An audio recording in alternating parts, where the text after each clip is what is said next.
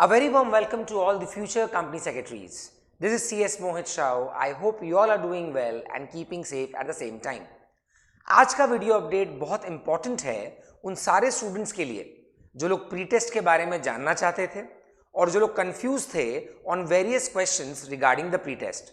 इस वीडियो को शुरू से लेकर अंत तक जरूर देखिएगा बिकॉज वीडियो के अंत तक काफ़ी सारी चीज़ें आपको क्लियर होने वाली हैं। और ये बताने की तो बात है नहीं कि इस वीडियो को ज़रूर अपने फ्रेंड्स के साथ भी शेयर करें ताकि उनको भी इसका फ़ायदा मिल जाए। तो चलिए स्टार्ट करते हैं। सबसे पहला सवाल ये आता है कि सर ये जो प्री टेस्ट एग्जामिनेशन है ये क्या है और ये किसके लिए है। पहली बात जान लीजिए कि ये प्री टेस्ट एग्जामिनेशन है एग्जीक्यूटिव एस्पिरेंट्स के लिए और प्रोफेशनल एस्पिरेंट्स के लिए। CSEET के लेवल पे प्री टेस्ट बोल के कुछ नहीं है फिलहाल के लिए। तो जो एग्जीक्यूटिव में है उनके लिए है, जो प्रोफेशनल में है उनके लिए है। तो सर ये प्री टेस्ट क्या हुआ? जब आप स्कूल में थे मॉक टेस्ट होता था बोर्ड एग्जाम्स के पहले, जब स्कूल में पूरा सेम सेटअप के साथ आपको एग्जाम में अपीयर करना पड़ता था ताकि आपको एग्जाम का फील आ जाए। स्कूल के सेटअप जैसा ये नहीं होता। ये एग्जाम आप अपने घर से अपने लैपटॉप पे दे सकते हैं और इसमें कोई भी दिक्कत नहीं आएगी। तो यानी मेन एग्जाम में अपीयर करने के पहले एक तरह का मॉक टेस्ट है ये प्री टेस्ट और ये आपको देना पड़ेगा। व्हेन इट इज कंडक्टेड, आपने एक बार रजिस्ट्रेशन करवा लिया एग्जीक्यूटिव में प्रोफेशनल में, तो प्री टेस्ट का विंडो खुल जाता है, आप दे सकते हैं, राइट। कितनी बार ये देखा गया है कि रजिस्ट्रेशन के कुछ दिन बाद ये प्री टेस्ट वाला सेक्शन एक्टिवेट होता है। तो जो बच्चे सोच रहे हैं कि अभी रजिस्ट्रेशन करवाया अभी संग संग अपीयर करने बैठ जाएं, ऐसा नहीं हो पाएगा। तो डेफिनेटली यस कि ये प्री टेस्ट का जो पोर्टल है 12 मंथ्स खुला रहता है, पर आपके रजिस्ट्रेशन के कुछ टाइम बाद से। तो जब भी आप चाहें तब आप अपीयर कर सकते हैं। अगला सवाल, इस प्री टेस्ट का सिलेबस क्या होगा? इस प्री टेस्ट का सिलेबस वही होगा जो आपके मेन एग्जाम का सिलेबस है। यानी अगर आपके एक पर्टिकुलर सब्जेक्ट में 14 चैप्टर हैं तो डेफिनेटली वो पूरे के पूरे 14 चैप्टर आपके प्री टेस्ट में भी आएंगे। सो अगर आपको ये लगता है कि सर प्री टेस्ट तो काफ़ी पहले हो रहा है, 2-3 महीने एग्जाम के पहले या कभी भी अपीयर कर सकते हैं, तो सिलेबस कम या ज़्यादा होगा, ऐसा बिल्कुल नहीं है। जो मेन एग्जामिनेशन का सिलेबस है वही सिलेबस है आपके प्री टेस्ट का भी। Do I need to fill any exam form for the pre-test? Definitely not. Pre-test के लिए आपको अलग से किसी भी तरह का एग्जाम फॉर्म भरने का रिक्वायरमेंट नहीं है। एग्जाम फॉर्म आपको बस भरना है अपने मेन एग्जामिनेशन का। प्री-टेस्ट के लिए अलग से किसी भी तरह का एग्जाम फॉर्म आपको नहीं भरना है। क्या प्री-टेस्ट में अपीयर करना और क्लियर करना कंपलसरी है? Definitely yes. प्री टेस्ट में अपीयर करना कंपलसरी है, प्री टेस्ट में क्लियर करना भी कंपलसरी है। अगर आप प्री टेस्ट में अपीयर करके उसे क्लियर नहीं करते हैं तब आप मेन एग्जाम में नहीं बैठ पाएंगे। याद रखिएगा, प्री टेस्ट मजाक नहीं है, pre test is compulsory because बिना प्री टेस्ट में अपीयर किए और क्लियर किए आप एग्जाम फॉर्म नहीं भर पाएंगे एंड अल्टीमेटली आप एग्जाम में नहीं बैठ पाएंगे।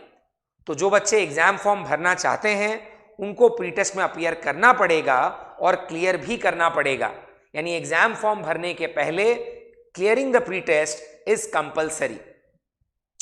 सो प्री टेस्ट का फॉर्मेट क्या है? प्री टेस्ट का फॉर्मेट आपको स्क्रीन पे दिख रहा होगा। 60 मिनट्स का ड्यूरेशन है, 50 क्वेश्चन होंगे, यानी टोटल ऑफ 100 मार्क्स। सारे सब्जेक्ट्स में यही चीज फॉलो होती है। और ये जो एग्जामिनेशन होगा ये सब्जेक्टिव एग्जाम नहीं है, ये MCQ बेस्ड एग्जामिनेशन है। यानी प्री टेस्ट में आपको लंबे लंबे आंसर नहीं लिखने हैं। जितने पेपर्स हैं, जितने सब्जेक्ट हैं, चाहे वो एग्जीक्यूटिव का हो, प्रोफेशनल का हो, प्री टेस्ट पूरी तरह से मल्टीपल चॉइस बेस्ड क्वेश्चन ही आएंगे। तो यानी वहां पे ये हेडेक खत्म कि सब प्री टेस्ट के लिए मेरे को लंबा लंबा लिखना पड़ेगा या स्कैन करके अपलोड करना है, ऐसा कुछ भी नहीं है। हर एक सब्जेक्ट में आपको 1 घंटे का समय मिलेगा, दैट इज 60 मिनट्स। उसमें 50 क्वेश्चन होंगे और टोटल 100 मार्क्स का होगा। और मैंने ऑलरेडी बता दिया कि ये एमसीक्यू बेस्ड एग्जामिनेशन है। पासिंग क्राइटेरिया, मेन एग्जामिनेशन में आपको मॉड्यूल एग्रीगेट के बारे में पता चला होगा, अगर आप खुद से पढ़ रहे हैं या कहीं ट्यूशन लिया होगा। 40 मार्क्स के बारे में पता चला होगा। प्री टेस्ट एग्जामिनेशन में मॉड्यूल टोटल का कोई रेलेवेंस नहीं है, आपको सारे सब्जेक्ट में इंडिविजुअली 40 मार्क्स स्कोर करने हैं। यानी जो ग्रुप टोटल सेट ऑफ की बातें मेन एग्जामिनेशन में होती हैं वो प्री टेस्ट में नहीं है। यानी सारे सब्जेक्ट्स में आपको 40 स्कोर करना ही पड़ेगा। अब लोग कहते हैं कि सर मान लीजिए कि मैंने प्री टेस्ट में अपीयर किया और मैं फेल हो गया किसी सब्जेक्ट में या सारे पेपर्स में फेल हो गया, तो क्या सर मैं एग्जाम नहीं दे पाऊंगा? ऐसा है क्या? यहां पे छोटा सा ट्रिक है। प्री टेस्ट में मान लीजिए आपने पहली बार अपीयर किया और आप सारे के सारे पेपर्स में फेल हो गए, चिंता की कोई बात नहीं है, आप वापस से उस प्री टेस्ट में अपीयर कर सकते हैं। सो गुड न्यूज यहां यह है कि इंस्टीट्यूट ने आपको अनलिमिटेड अटेम्प्ट्स दिए हैं। यानी एग्जाम फॉर्म भरने के पहले आप जितनी बार चाहें सब्जेक्ट में अपीयर कर सकते हैं and once the subject is clear, आप पेपर क्लियर कर जाते हैं 40 मार्क्स के साथ, देन आपको इसमें रीअपीयर करने का रिक्वायरमेंट नहीं है। सो टेंशन ना लें कि सर अगर मैंने अपीयर किया और मैं फेल हो गया तो क्या होगा। इंस्टीट्यूट ने आपको अनलिमिटेड अटेम्प्ट्स दिए हैं। सो हमने क्या जाना है प्री टेस्ट के बारे में? यहाँ पे 40 मार्क्स चाहिए हर एक सब्जेक्ट में, ग्रुप टोटल करके एग्रीगेट करके कोई फंडा नहीं है और अनलिमिटेड अटेम्प्ट्स है। सो अगर आप एक बार फेल हो गए, 2 बार फेल हो गए, 3 बार फेल हो गए, यानी 20-25 बार भी फेल हो गए, कोई दिक्कत वाली बात नहीं है, आप वापस से अपीयर कर सकते हैं जब तक आप क्लियर ना कर लें। पर वापस से ये बात कहूंगा, एग्जाम फॉर्म अगर भरना है, एग्जाम फॉर्म के डेट के पहले प्री टेस्ट को क्लियर करना विल बी कंपलसरी। क्या प्री टेस्ट के मार्क्स को कैरी फॉरवर्ड किया जाएगा? यहां पे रूमर्स काफी सारे हैं और ये रूमर्स वो फैलाते हैं जो जानते ही नहीं इसके बारे में। स्टूडेंट्स कितनी बार कहते हैं कि इंस्टीट्यूट फील ले रहा है प्री टेस्ट करा के कि बच्चा रेडी है कि नहीं। ऐसा कुछ भी नहीं है। यानी जो प्री टेस्ट में आप अपीयर करते हैं, आपको कम नंबर भी आए कोई फर्क नहीं पड़ता। मेन एग्जामिनेशन का जो इवैल्यूएशन है वो अलग होगा, प्री टेस्ट से उसका कोई लिंक नहीं है, बस आपको इसको क्लियर करना है। सो जो रूमर्स लोग फैला रहे हैं कि सर प्री टेस्ट का मार्क्स ऐड होगा या उसका एवरेज बैठा देते हैं मेन एग्जाम में, वो गलत नोशन है, गलत आइडिया है। मेन एग्जामिनेशन का इवैल्यूएशन अलग है, प्री टेस्ट का अलग। अब the concept of unlimited attempts. सबसे पहली बात, आपने एक पेपर में अपीयर किया, आप पास हो गए, कॉन्ग्रेचुलेशंस, झंझट खत्म, और वो सब्जेक्ट आपको वापस से कभी नहीं देना पड़ेगा। यानी ऑटोमेटिकली आपकी ऑनलाइन प्रोफाइल में अपडेट हो जाएगा कि वो गिवन सब्जेक्ट आप क्लियर कर गए हैं। सर मान लीजिए मैं उस सब्जेक्ट में फेल हो गया, तब क्या करेंगे? तब 8 घंटा के लिए यानी 8 आवर्स के लिए आपका जो विंडो है वो ब्लॉक हो जाएगा और 8 घंटे बाद आप उसी सब्जेक्ट में अब फ्रेश वापस से अपीयर कर पाएंगे। तो यानी अनलिमिटेड अटेम्प्ट्स का कंसेप्ट बहुत क्लियर है। सर पास कर गए, झंझट खत्म, कॉन्ग्रेचुलेशंस। अगर पास नहीं किए तो 8 घंटा करना पड़ेगा वेट उस पर्टिकुलर सब्जेक्ट में। आई रिपीट, ऐसा नहीं है कि मान लीजिए एग्जीक्यूटिव में आपने एफएमएसएम का पेपर दिया और आप फेल हो गए, अब 8 घंटा का जो ब्लॉकेज है वो सिर्फ एफएसएम के लिए है। आप उस 8 घंटे के ब्लॉकेज के दौरान कोई और सब्जेक्ट दे सकते हैं। तो यहां पे भी लोग कंफ्यूज हो जाते हैं कि सर 8 घंटे के लिए जो आप ब्लॉक की बात कर रहे हैं वो पूरा एंटायर विंडो के लिए है। बिल्कुल नहीं, वो सिर्फ उस सब्जेक्ट के लिए है जिसमें आप फेल हो गए हैं फॉर द टाइम बीइंग। आप कोई और सब्जेक्ट उन 8 घंटों के दौरान डेफिनेटली दे सकते हैं। Once you clear the pre test, आपको वापस से प्री टेस्ट देने का रिक्वायरमेंट नहीं है।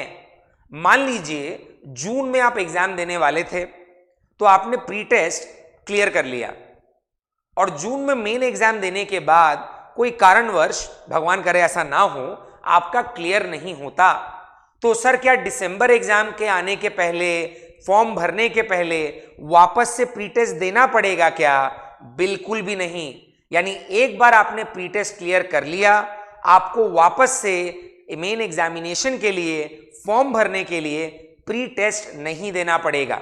तो ये वन टाइम का एकदम क्राइटेरिया है। आपने एक बार क्लियर कर लिया, भले ही आप एग्जाम भी ना दें, आप फेल हो जाएं मेन एग्जामिनेशन में, वापस से प्री टेस्ट देने का रिक्वायरमेंट नहीं पड़ेगा आपको उस पर्टिकुलर लेवल पे। हालांकि एग्जीक्यूटिव में देना पड़ता है एक बार, फाइनल में देना पड़ता है एक बार। ऐसा नहीं है कि अब आप फाइनल में भी आपको नहीं देना पड़ेगा अगर आप एग्जीक्यूटिव में क्लियर कर जाते हैं तो माइन्यूटली चीजों को सुनिए एंड देन समझिए। Do I need to appear in both the modules of the pre test? अब यहां पे आप पे डिपेंड करता है। मान लीजिए इन द अपकमिंग एग्जामिनेशन आप एक मॉड्यूल देने वाले हैं, दैट इज मॉड्यूल 1, तो प्री टेस्ट कंपल्सरी आपको मॉड्यूल 1 का क्लियर करना ही पड़ेगा। आप चाहें तो तीनों का फाइनल लेवल में अगर आप हैं, तीनों मॉड्यूल का प्री टेस्ट दे सकते हैं एक साथ। अगर आप एग्जीक्यूटिव में हैं, दोनों मॉड्यूल का प्री टेस्ट दे सकते हैं एक साथ, राइट? पर मेन चीज यहां पे यह है कि मेन एग्जाम में आप जो मॉड्यूल देने वाले हैं उसका प्री टेस्ट तो क्लियर करना ही पड़ेगा। आप दोनों मॉड्यूल का प्री टेस्ट क्लियर कर लीजिए, फाइनल में तीनों मॉड्यूल का प्री टेस्ट क्लियर कर लीजिए, पर एग्जाम फॉर्म आपने एक मॉड्यूल का भरा है तब भी दिक्कत वाली बात नहीं है। इंस्टीट्यूट का मेन क्राइटेरिया यह है कि मेन एग्जाम में जो मॉड्यूल आप देने वाले हैं उस मॉड्यूल का प्री टेस्ट तो क्लियर होना ही पड़ेगा। मान लीजिए आपने प्री टेस्ट दिया मॉड्यूल 1 का और जब आप फॉर्म भरने गए आप चाह रहे हैं दोनों मॉड्यूल हम दें, पॉसिबल नहीं हो पाएगा। क्यों? क्योंकि आपने प्री टेस्ट किया है clear only of module 1। So I would repeat again, आप मेन एग्जाम जिस मॉड्यूल का देने वाले हैं उस मॉड्यूल का प्री टेस्ट क्लियर करना जरूरी रहेगा, नहीं तो एग्जामिनेशन फॉर्म उस रिस्पेक्टिव मॉड्यूल का आप नहीं भर पाएंगे। So with this video comes to an end. हम लोग आगे भी आएंगे वीडियोस को लेकर ऑन दिस पर्टिकुलर टॉपिक। तब तक के लिए take care, good bye and all the best, and keep sharing this video with your friends as well. Bye bye.